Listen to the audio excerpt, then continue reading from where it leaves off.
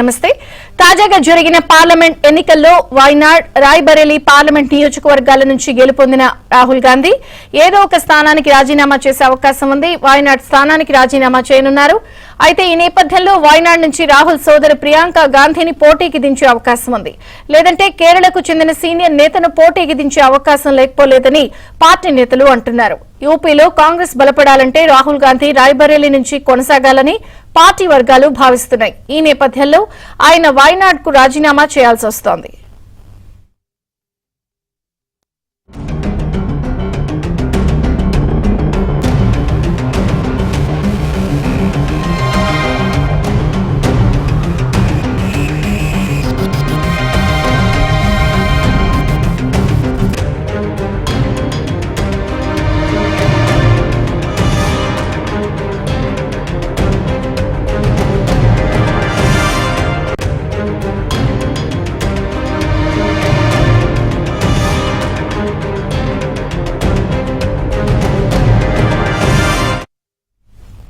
తాజాగా జరిగిన పార్లమెంట్ ఎన్నికల్లో వైనాడ్, రాయ్బరేలీ పార్లమెంట్ నియోజకవర్గాల నుంచి గెలుపొందిన రాహుల్ గాంధీ ఏదో ఒక స్థానానికి రాజీనామా చేసే అవకాశం ఉంది. వైనాడ్ స్థానానికి రాజీనామా చేయబోతున్నారు.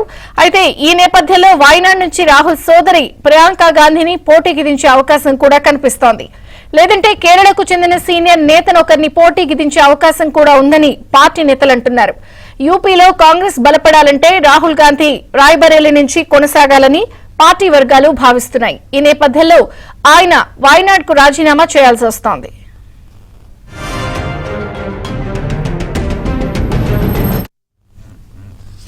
తాజాగా జరిగినటువంటి పార్లమెంట్ ఎన్నికల్లో రాహుల్ 2 స్థానాల్లోనూ గెలిచారు. అయితే ప్రస్తుతం ఆయన రాయ్బరేలీనా లేకపోతే వైనాడ్లోనా ఎక్కడ కొనసాగుతారు అన్నది ఆసక్తికరంగా ఉంది. మరొక పక్కన వైనాడ్కి ఆయన రాజీనామా చేసి అక్కడి నుంచి ప్రియాంక గాంధీ లేదా పార్టీ సీనియర్ నాయకులు పోటీ చేసే అవకాశం ఉండొచ్చని పార్టీలో వినిపిస్తోంది. ఇక కాంగ్రెస్ పార్టీలో ఈ అంశానికి సంబంధించి జరుగుతున్నటువంటి చర్చ ఏంటి, పార్టీ వర్గాలు ఏమంటున్నాయి, రాహుల్ ఎక్కడి నుంచి కొనసాగే అవకాశం ఉంది, వివరాలు ఢిల్లీ బ్యూరో చీఫ్ కృష్ణ అందిస్తారు. కృష్ణ. విజయచంద్రిక, ఇటీవల జరిగినటువంటి లోక్సభ ఎన్నికల్లో రాహుల్ గాంధీ 2 స్థానాల నుంచి గెలుపొందారు. అటు కేరళలోని వైనాడు, అదేవిధంగా యూపీలోని రాయ్బరేలీ స్థానాల నుంచి గెలుపొందారు. అయితే ఈ యొక్క కౌంటింగ్ జరిగిన రోజుల నుంచి 14 రోజుల్లోపు ఏదో ఒక స్థానానికి ఆయన రాజీనామా చేయాల్సి ఉంటుంది. ఒకవేళ అలా కనుక రాజీనామా చేయకపోతే రెండిట్లో కూడా అనర్హునిగా ఆయన ప్రకటించే అవకాశం ఉంటుంది. కాబట్టి 14 రోజుల్లోగా ఆయన ఏదో ఒక స్థానానికి రాజీనామా చేయాలి. 4వ తేదీ కౌంటింగ్ అయింది కాబట్టి 18వ తేదీ లోపు ఆయన ఏదో ఒక నిర్ణయం తీసుకోవాల్సి ఉంటుంది. అయితే ఇటీవల వయనాడ్ లో కూడా ఆయన పర్యటించారు. దాదాపు అక్కడ అందరికీ కూడా గుడ్ బై చెప్పి ఒక వీడ్కోలు సభ లాగానే ఆయన చెప్పినట్లుగా కూడా అందరూ భావించారు.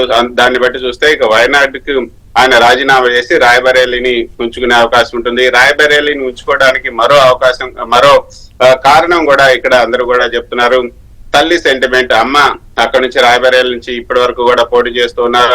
ఆమె ఆ స్థానం నుంచి వైదొలిగిన తర్వాత ఆ స్థానం నుంచి ఈయన పోటీ చేశారు కాబట్టి ఇప్పుడు అదే స్థానంలో ఆయన కొనసాగితే బాగుంటుంది అని కూడా యూపీ కాంగ్రెస్ నేతలంతా కూడా రిక్వెస్ట్ చేస్తున్నారు. అంతేకాకుండా దేశ ప్రధానిని నిర్ణయించేది యూపీ కాబట్టి యూపీలోనే ఆయన ఉంటే బాగుంటుంది. యూపీలోనే 80 స్థానాలు ఉన్నాయి. 80 స్థానాల్లో ఇటీవల జరిగినటువంటి ఎన్నికల్లో కాంగ్రెస్ పార్టీకి 6 స్థానాలు వచ్చాయి. గతంలో ఒకే ఒక స్థానం రాయ్బరేలీ నుంచి ఆమె మాత్రమే గెలుపొందారు, సోనియా గాంధీ. ఇప్పుడు సోనియా గాంధీ ఈ రాజ్యసభకు వెళ్ళిపోయారు. ఆయన స్థానంలో రాజ్యసభలో రాహుల్ గాంధీ పోటీ చేశారు ఆ స్థానం నుంచి రాయ్బరేలీ నుంచి. కాబట్టి మొత్తం 6 స్థానాల్లో గెలుపొందారు యూపీలో. ఇక యూపీలో రాహుల్ గాంధీ అదేవిధంగా ప్రియాంక గాంధీ ఇద్దరు కూడా కాన్సన్ట్రేట్ చేస్తే వచ్చే ఎన్నికల్లో 2029 ఎన్నికల నాటికి ఇంకా ఎక్కువ స్థానాలు వచ్చే అవకాశం ఉంటుంది. మన జరిగిన ఎన్నికల్లో ఎస్పీ కాంగ్రెస్ కలిసి పోటీ చేశాయి. ఎస్పీ సింగిల్ లార్జెస్ట్ పార్టీగా 37 స్థానాలను అక్కడ గెలుపొందింది. 6 స్థానాలని కాంగ్రెస్ గెలుపొందింది. బీజేపీ సెకండ్ లార్జెస్ట్ పార్టీగా 33 స్థానాలు మాత్రమే గెలుపొంది. గతంలో 64 స్థానాలు గెలుపొందినటువంటి బీజేపీ 33 స్థానాలకే పడిపోయింది.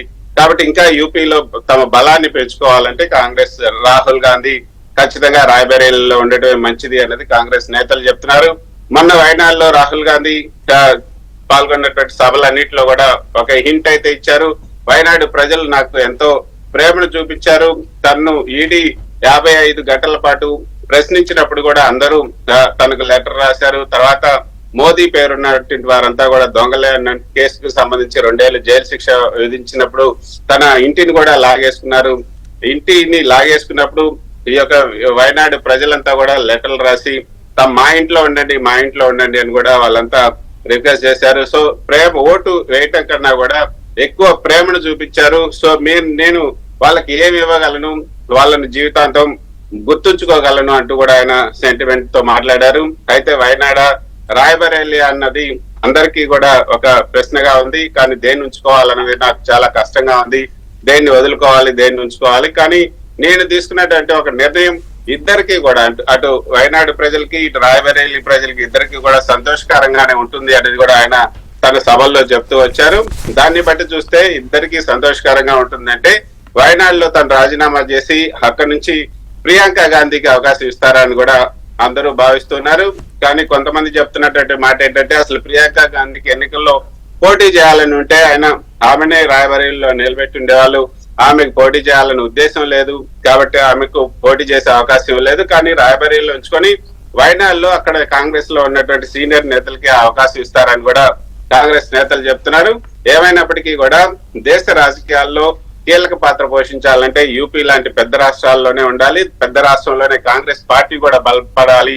కాబట్టి కాంగ్రెస్ పార్టీని మరింత బలోపేతం చేసి 2029 నాటికి మళ్ళీ కేంద్రంలో అధికారాన్ని చేజిక్కించుకోవాలంటే ఖచ్చితంగా యూపీలోనే ఉండాలని కాంగ్రెస్ పార్టీ నేతలంతా కూడా రాహుల్ గాంధీకి చెప్తున్నారు. ఆ మేరకు వయనాడులో ఆయన వయనాడుకు రాజీనామా చేయడానికి దాదాపు నిర్ణయం తీసుకున్నట్టుగా తెలుస్తుంది.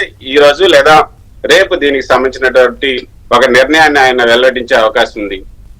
విజయ చంద్రిక. Thank you Krishna.